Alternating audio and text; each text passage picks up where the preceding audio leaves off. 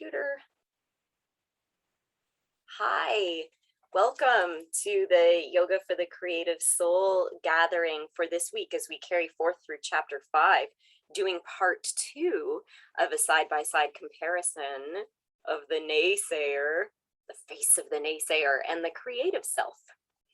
Before we get started, I want to acknowledge that we're privileged to live, work, play, and create upon the lands that we are residing upon, either through treaty, theft, or occupation. And acknowledging the good works of the caregivers of these lands, the pain that these caregivers have endured over generations, and that we ourselves are called to join forces with the original caregivers and become the ancestors for future generations as we protect these lands, airs, and waterways, and the original peoples who have resided here and continue to do so. Yoga is a 5,000-year-old tradition that began in India, began as an oral tradition, seeking ultimate reality and the truth of beingness. So as we're playing with yoga for the creative soul, we're acknowledging beingness as harmony, unity with who we truly are.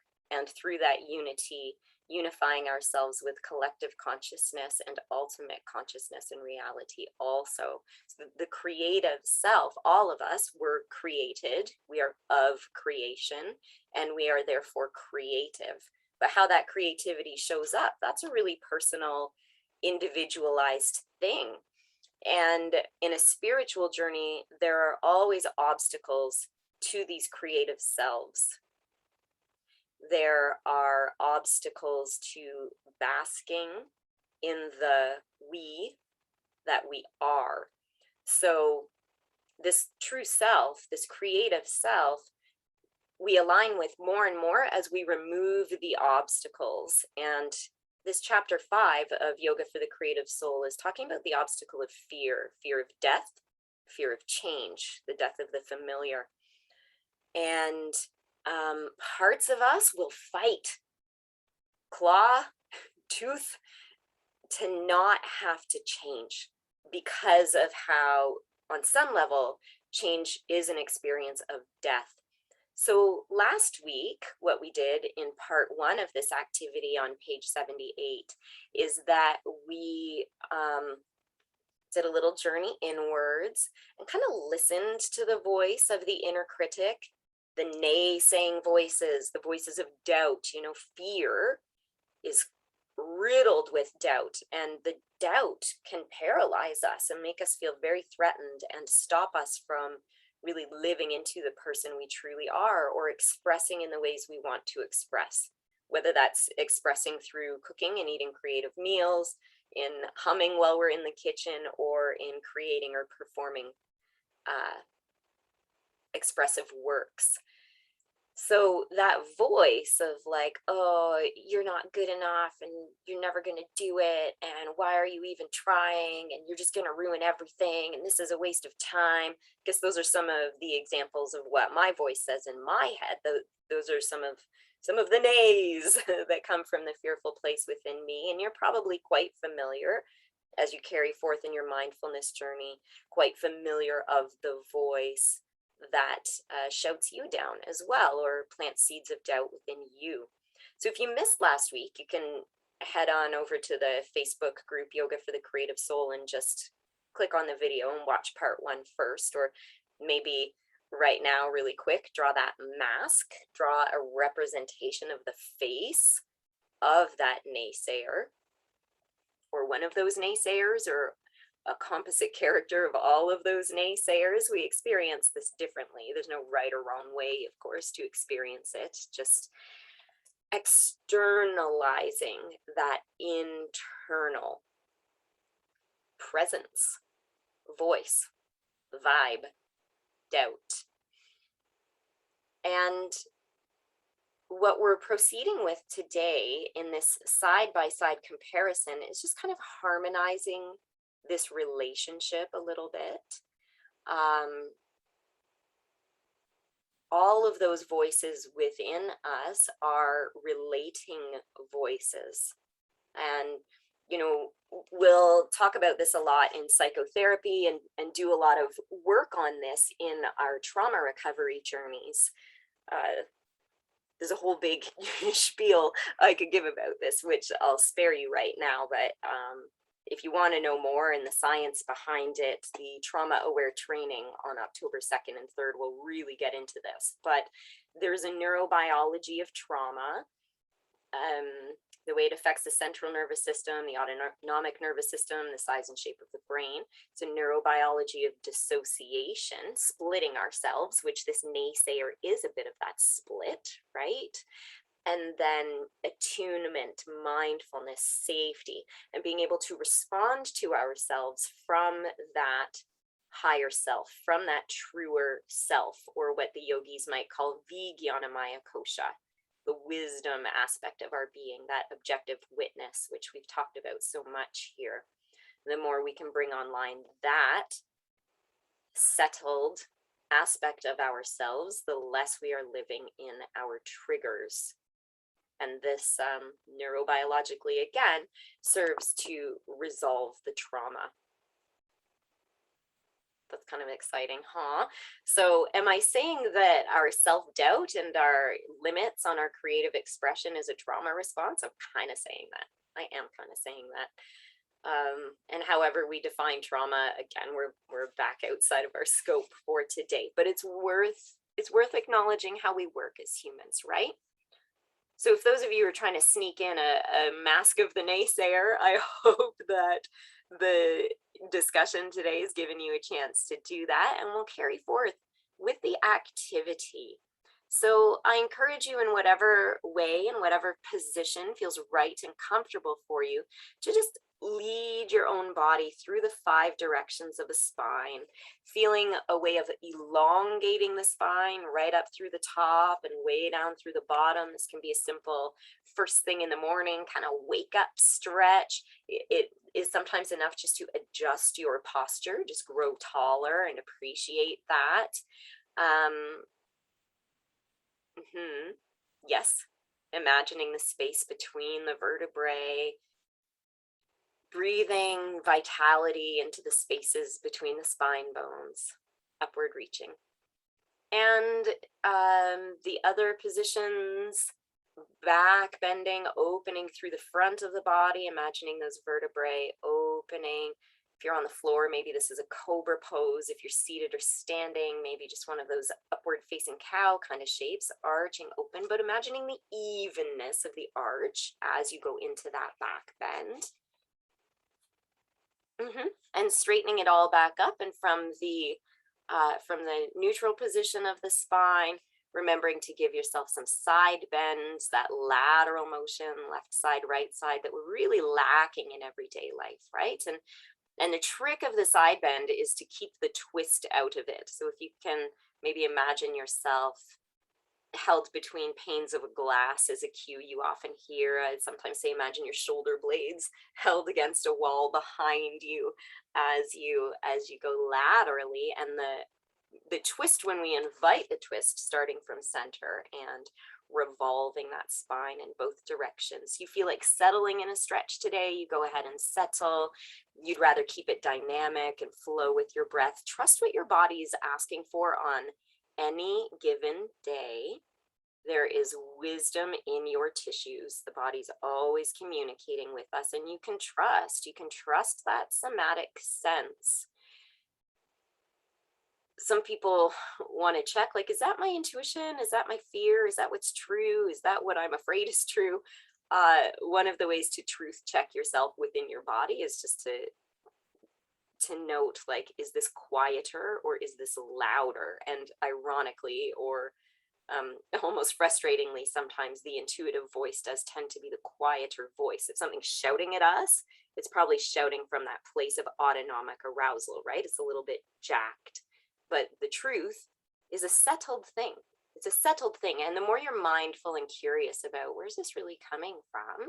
kind of like what we're playing with today, side-by-side comparisons, the more we're curious, the more the answer arises, the more adept or skillful we become at our self check-ins and knowing how to best proceed with attunement. I'm actually, no, I'm not going to make a note for myself. Keep an eye out in the Facebook group. I will post an article that talks about the brain development through mindfulness and attunement, what goes on in the ventromedial prefrontal cortex. Or you can take yourself on over to pubmed.gov and look it up for yourself. VMPF, emotional regulation, and you should get it. There's tons of stuff. They are publishing tons of stuff on this right now. Folks are really loving what the brain is capable of and how when we target certain techniques, we can enjoy a more balanced, nourishing life more and more easily. So once you've gone through the 5 directions of your spine and given yourself some of those warm-ups and movements, I didn't say them all. I will sometimes leave out forward bends because we spend so long rounded forward anyway, but there's a difference between slouching and a healthy forward bend. So if we miss that, upward, how do we do this? Upward, backward, sideward, twist. Give yourself a little forward bend if it got missed today, just stretching into the places of your back that feel the best with some forward action.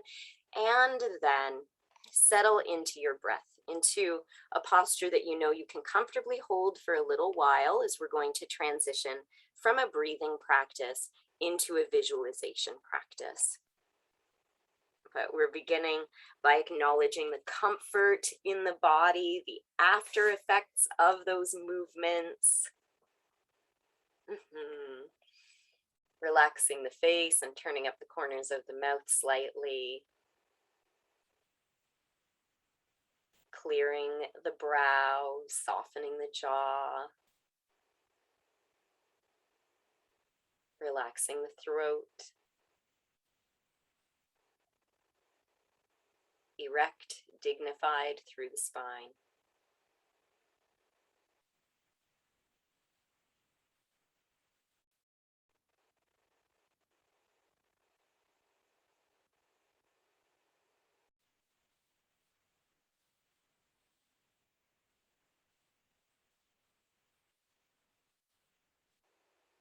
Slowing the inhales and the exhales, creating more space for the breath.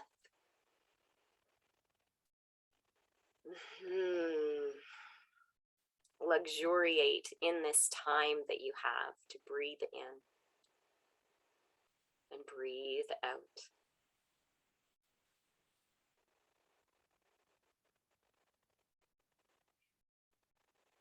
Letting the uplifted expression on your face, that pleasant, relaxed expression, letting it charge the breath. So as the breath flows into you, it is colored, it is flavored by that ease in the face, the lungs filling with that easy, pleasant goodness.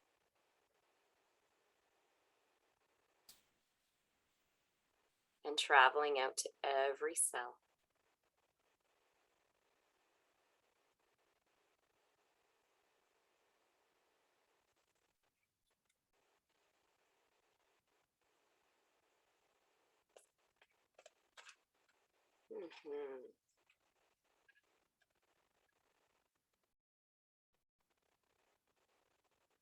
And as you continue to rest here, taking your time with the breath, the pleasantness and ease of your relaxing face, your upturned lips, begin to connect to a sense of enthusiasm. As if you were inhaling inspiration, bringing yourself closer and closer to that creative self.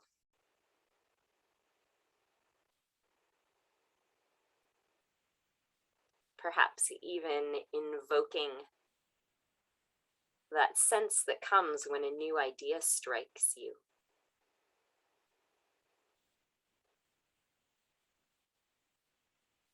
Hopeful, uplifted, inspired, engaged.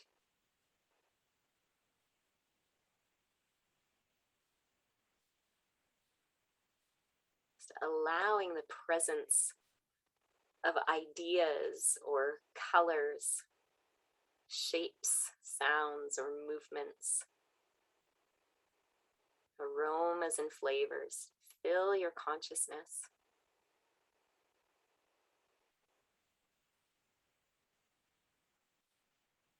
The connection to the part of yourself that revels in possibility, your own unique expression.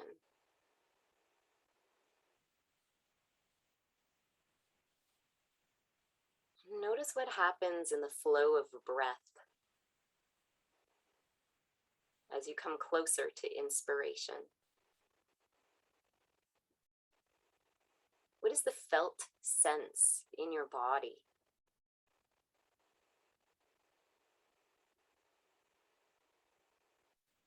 What happens to your state of mind, your sense of aliveness?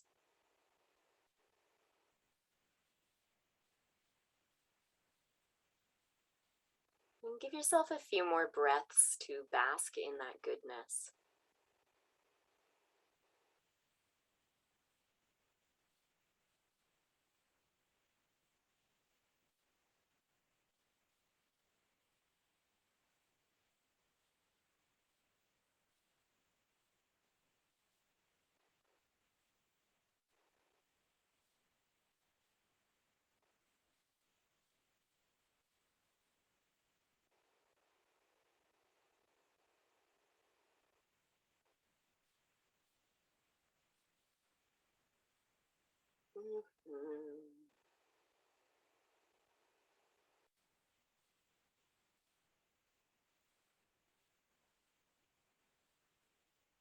When you feel ready, when the time is right, you have a sense of that embodied, inspired state, presence of your creative self. Without too much disruption, come back to your workspace and create the mask, the face that represents aspects of that creative self. Colors, facial expression, maybe there's words, symbols. This is your mask. You get to express whatever feels right and true, whatever you want to experiment with. Let that come out of you and into the mask as you create it.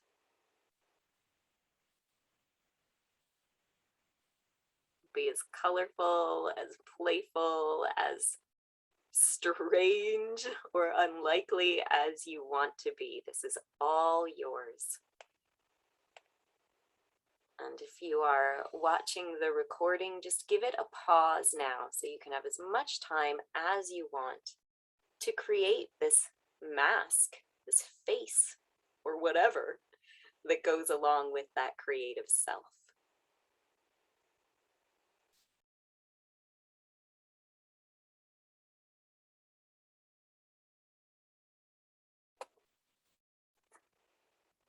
So you can give yourself a bit more time to put the finishing touches on this if you wish. Well, I talk a little bit. We have the mask that's representing the creative self, and we have the mask from last time or earlier today that's representing the naysayer, the inner critic, the saboteur. And what we're going to play with a little bit is the relationship between these two. So let's let's start by going into that realm of wisdom within us. Let's just let the body get comfortable again.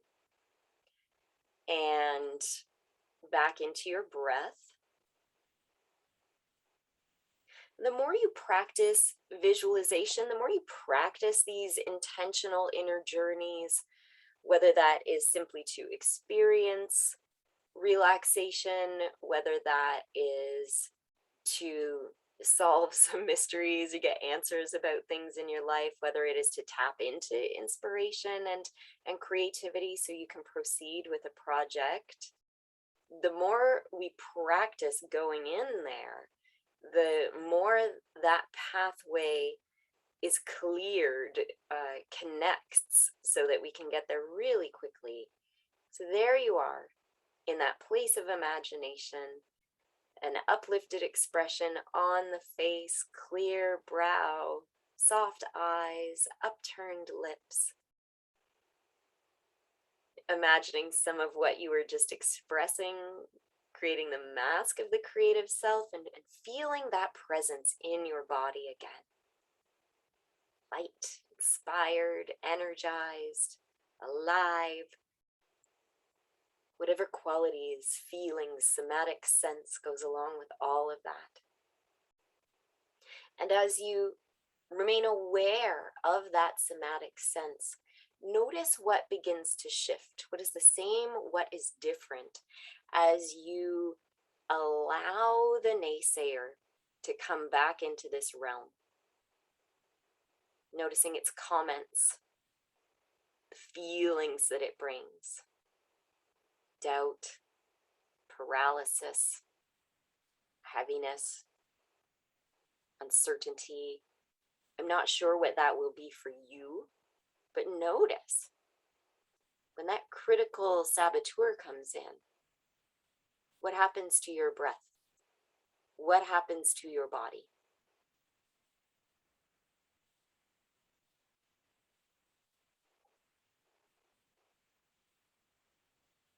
And because this is your breath and your body, this is the home of, these are the mechanisms of your current physical being, the house of your soul, you're in charge of what goes on in there. It's not necessarily automatic. We need to practice this skill. That's all your chapter 2 of the Yoga Sutras. But it is a truth. It is a universal truth that your soul, quiet and seemingly inaccessible as it may be sometimes, your soul is the decider. Your soul is the one with the power here. It's kind of soft and quiet sometimes. So even though the presence of the naysayer may have come in, come back to that creative soul. Remember those feelings, invite them to stay present. And as you do that, imagine what might this creative self say to that naysayer, and how might the naysayer respond? You can play this out in your imagination, but what I would actually suggest to you is that you take some time and put on each of the faces and stand or sit in different places and let the two of them have a conversation out loud. Notice where that takes you. And if that's actually a good old 60s Gestalt technique.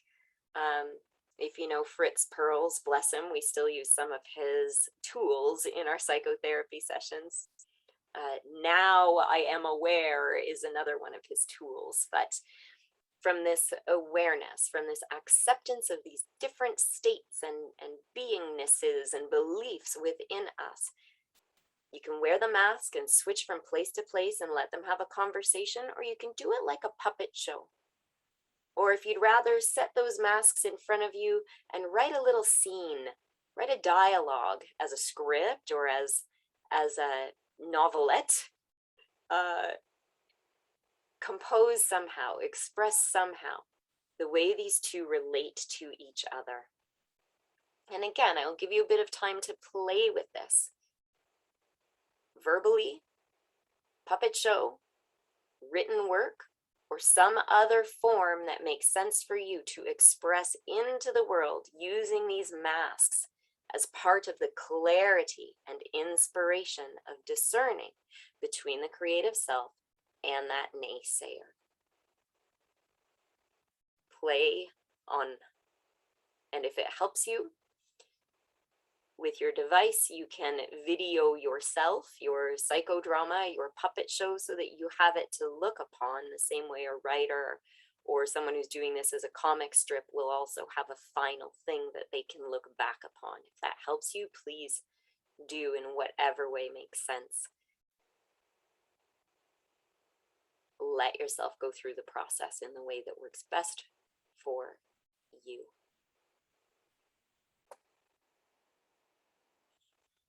Okay, as you take the time to continue to play with getting to know those personalities a little bit more, the feel of them, the interactions, the messages, their perspectives, and where they're coming from, you are empowering yourself to face underlying fears with more and more calm. Sometimes that's about courage, but neurophysiologically, that is about steadiness, ease, comfort, responsiveness, upliftedness. This is why our practice of yoga is so effective in our practice of mental health. If you want to know more about any of that, you're always welcome to reach out to me through my website, which is my name. Find me on social, also my name. And I always love to hear from you.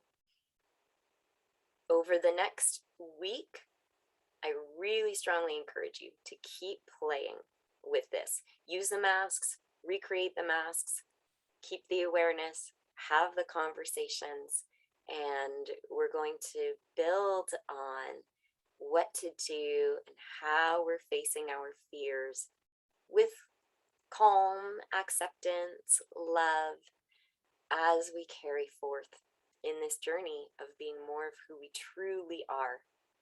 Thank you so much for watching. Please do share this video with anybody that you think might benefit, and take good care.